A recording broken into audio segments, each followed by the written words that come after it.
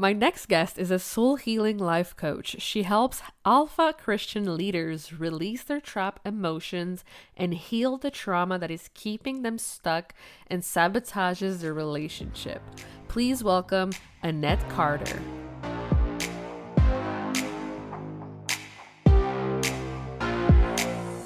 Welcome to the Powerful Female Leaders Podcast. I'm your host, Annette Bourgeois, certified business coach. I am here to help you up-level, generate consistent wealth, increase your confidence, attract dream clients, and master your mindset so that you can fully own your power and achieve next-level results in your online business and beyond. Every week, a powerful conversation will take place with amazing guests, or I'll share from my experience to help inspire you to start and scale the business of your dreams while being powerfully you. The time has come to stop playing small, stop hiding, and stop waiting. Now is the perfect time for you to passionately pursue your heart's desire as the powerful leader you were born to be. Are you ready? Let's do this. Hello, everyone, and welcome to another episode of the Powerful Female Leaders Podcast. I am here today with Annette. Hi, girl. Hey, How are you? fantastic. Awesome. I'm so excited to have you on. I know that you are the soul healing life coach, and hmm I cannot wait to dive deeper and truly get to know you better. So feel free to share with us, like, who is Annette Carter? What does she do? And why do you love what you do? Oh, wow. Okay. I have to figure out where to start. Uh,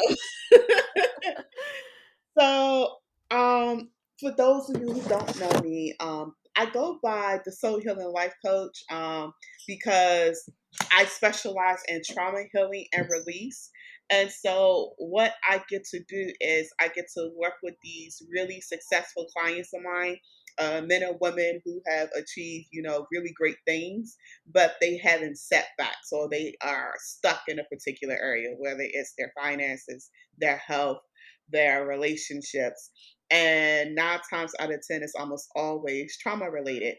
And Mm. lately, what my work has allowed me to do is really branch off into understanding mental health disorders and how a lot of times it's not necessarily something you're born with. It's more or less something that's created. As a matter of fact, um, the research that I was doing was showing that 90% of your mental illnesses actually aren't even genetic. They're actually a coping mechanism for dealing with trauma. So whether it's Mm. bipolar disorder or schizophrenia or some type of anti-personality disorder, it's all linked to a repressed trauma that's surfacing, and it's letting you know that there's some healing there that needs to be done. So when my clients come to me, oftentimes they're stuck. uh, Mm. it could be something as simple as, being distracted or feeling like you lack purpose, you lack fulfillment. Or it could be something as complicated as severe mood disorders. And so they're coming to me to figure out what's the underlying cause and how can I deal with it. So when you talk about soul healing, you're talking about dealing with the deep stuff that people tend to want to cover up. Mm, yeah. Yeah, I totally can see how that happens. And I think it happens often. Like, people may have like some shame related to that and Oh yeah. stuff like that. So I'm curious to know, like, what's your first step in working with people who have mental health disorders? Like what do you first start with? Oh, well, that's actually really easy because before we do anything, there's a whole intake process. So Mm-hmm. they're required to do an application, Yeah. and during that process, the first question I'm looking to see whether or not you have answered is whether or not you're working with a clinical therapist or psychiatrist of some sort. I Mm-hmm. absolutely will not work with anyone who has any kind of disorder that has been medically diagnosed without them seeing a clinician. Now, Mm. I guess some people feel like, oh, that's a bit contradicting. Well, no, I have great respect for the people in that field. Like, I Yeah. don't take what I do lightly. And I don't see them as my competitor. I see them as my partners. And so when they work with me, and let's say, they're able to wean off the medication, let's say it's Adderall, for example, then you Mhm. get to go back to the psychiatrist and tell them what's going on. And you let them tell you, basically solidify the results of the work that you've done with me. And what happens is that they get to take you off the medication. It's like the proof, kind of like, Mm. for my Christians, because I work with a lot of believers, most of my work, I shouldn't say most, all of my work is Yeah. biblically based.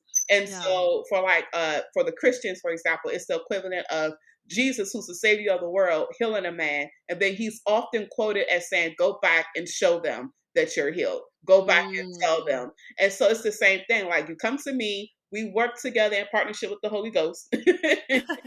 And then I say, go back to your doctor and let them re-examine you. Mm. And it also protects me and the client, because it lets you know that, hey, I'm serious about what I do and I'm not stepping outside of, ethical boundaries here. But it's also to ensure your safety, that you're getting top of the line care and you're getting it in every area. And what I found is that people who are working, if you have a mental health disorder or some kind of emotional disorder, for example, and you're working with a therapist, that means you are already training yourself to look for a solution. It means you're actively looking to get better. You're actively looking to be healthy. You're not in denial. Mm. And that's That's the important, key word. right? Yeah. You're not in denial. You know there's something there and you're working through it. So that's the first step. The first step is making sure that you are already getting help. Then you come work with me and we Mhm. take the work deeper that you have already done with the psychiatrist and therapist to get to the root of the issue. Oh my gosh. Yeah, this is so good, so important. Thank you for sharing that process. Oh, you're welcome. This truly brings lots of clarity. And I know you also say that resistance mirrors our insecurities. And Hmm. if you learn how to heal the resistance, then you can make like your first million really easily. Can you talk more about that? Yeah. Okay. So somebody's been reading my stuff. Yeah. So, what I found, and this has been especially true for me, most people they become entrepreneurs because they have something they want to offer to the world, or Mhm. there's usually some type of situation that pops up in their life that forces them to make a decision. And so sometimes instead of going back to the workforce, they just choose to take matters in their own hands, and that's fine. But what I've also witnessed is that because they're looking to replace the income, a lot of the decisions become money driven and money Mm. focused. And what you focus on expands and you tend to attract more of it, right? And Mhm. so what I tell people is you don't focus on the lack of what you have, which is what most entrepreneurs do. You focus on more of what you want, not the Mm. lack of it. And so when you're looking at, that first $1 million, it's like the golden calf for everyone, right? You're the land of entrepreneurship. You're trying to make that first seven figures. And what happens is that you're not really focused on the seven figures. You're focused on the fact that you haven't made the seven figures. Mm. And Yeah. so what you have literally done is you rewired into your brain to focus on what you do not have. And so your brain is constantly looking for solutions and situations and problems that will allow you to stay in that place where you're constantly looking for the thing you say you want, not actually receiving it. And so the resistance there is you going against your natural ability, is you going against your instincts, is you going against what you know you should be doing. For example, you tell me you're actually I could use myself. I was telling people that I was a business coach and consultant. At one point, that's what I was doing. I was known for doing brand strategy sessions, so I was always booked and busy. And at the time, I think it was like $1,000, and you work with me for like 90 days. It's like really ridiculous.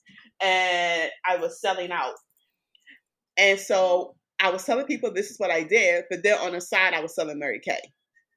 Mm. And I was struggling with my Mary Kay business. I was like, why can't I get this going? But over here, I'm selling $1,000 like it's cupcakes. What's the disconnect here? And the reality for me was that I was out of alignment. And I was out of alignment not because I didn't like their products or the company, because I absolutely loved it, but Mm. it wasn't true to me. Like Yeah. it wasn't serving the bigger why. it wasn't fulfilling the vision of me changing the world. I didn't feel like I was truly making an impact. It was just pure money driven. And so when Mm. you have those disconnects, it affects every other area of your life. So what I tell people is to stop running from the thing you say you want. Embrace it. If you really feel like in the core of your being, you can't stand being on Facebook, there's Twitter, there's Instagram, there's Snapchat, there's TikTok. If you really hate Yeah. writing funnels and you can't stand doing it, there's email marketing, there's PPC marketing, there's Yeah. Google marketing. Like there's so many other ways you could do it. So what I do is I teach my clients how to do it their way. When Mm. you look at life, when you look at business, it's all the same thing. Business is nothing more than a reflection of how you're living.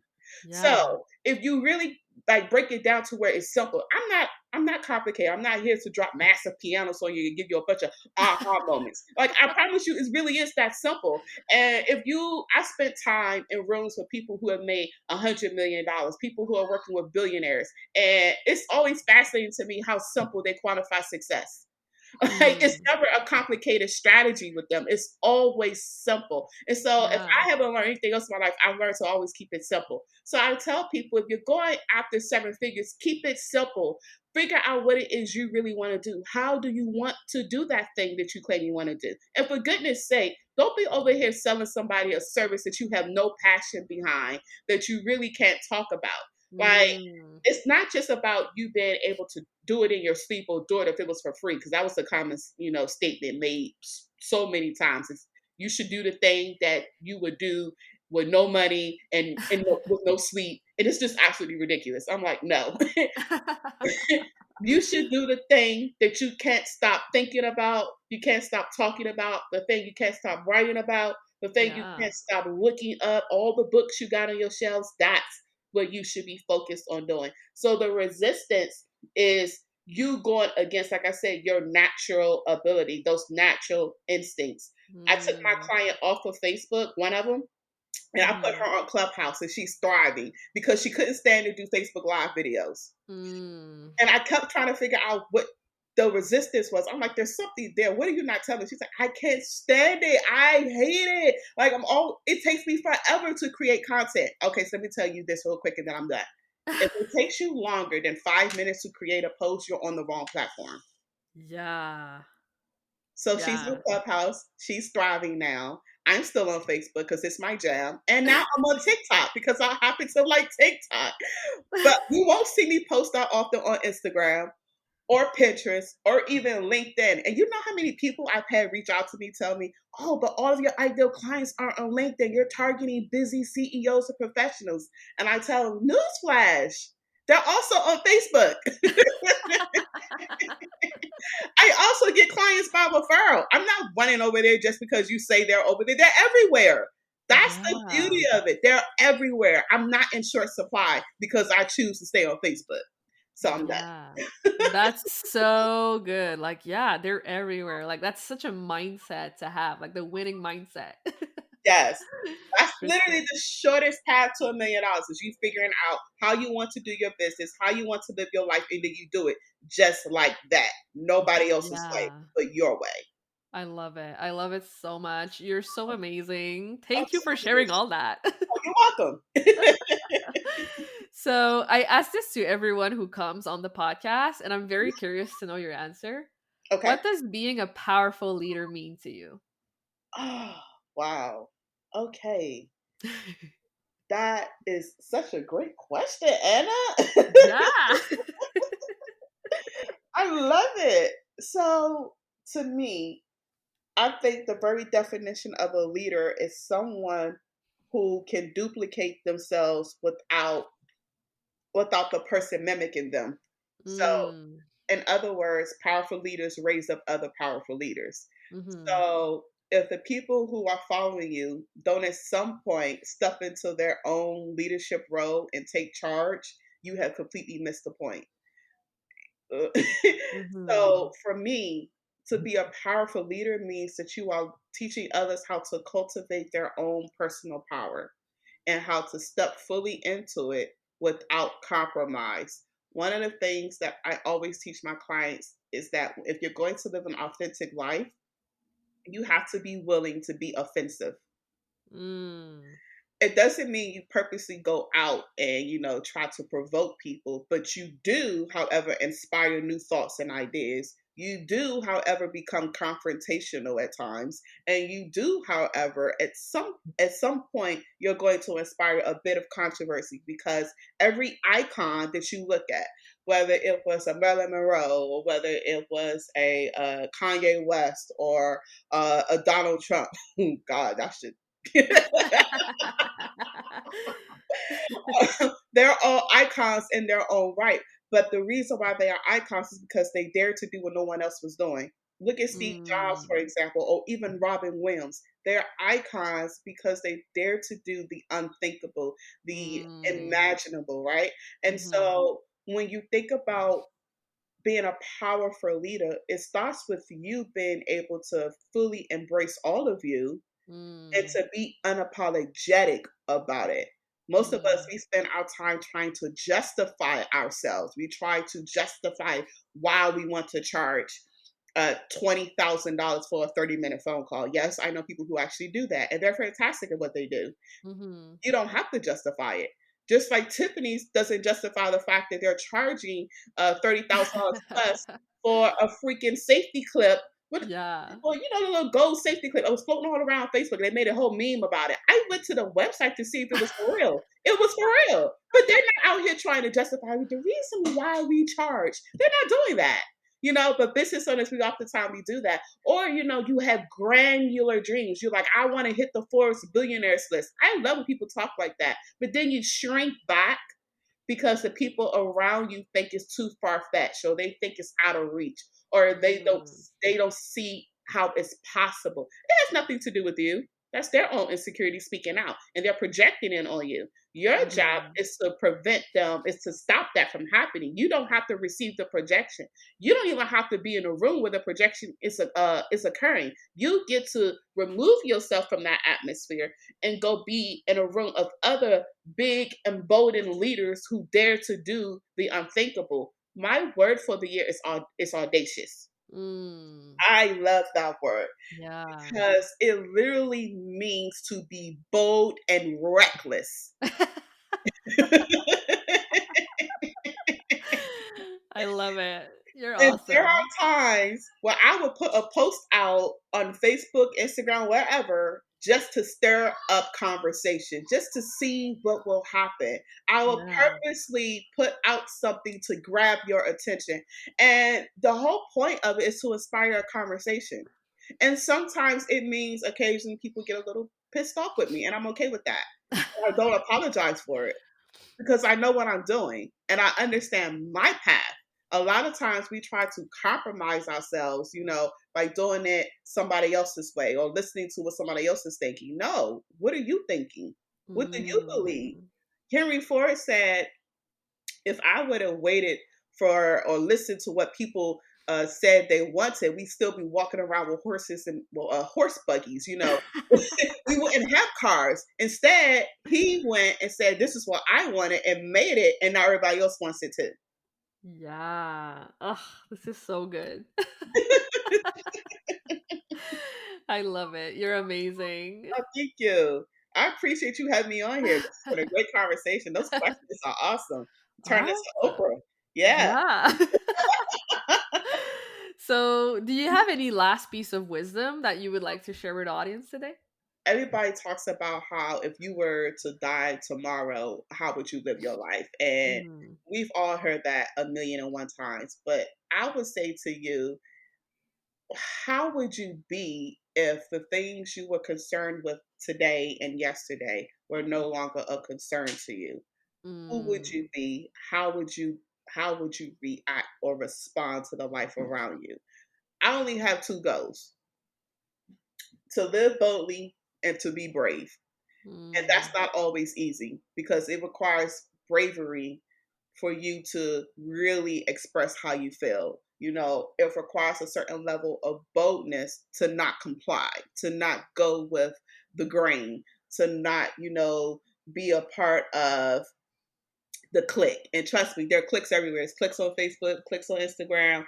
it requires you to be bold enough to say that's not going to be me. But what I found is that your tribe will find you the minute you put a microphone to your voice and you decide you're not shrinking back. So my Mm. final words of advice is to focus on living a life of abundance where you have success in every area, not just in one or two areas. And then Mm. redefine what success looks like to you, not based on somebody else's idea. It's so simple, but yeah, it's so true. And if you actually do this, it's gonna change everything. Yes. Oh, yes.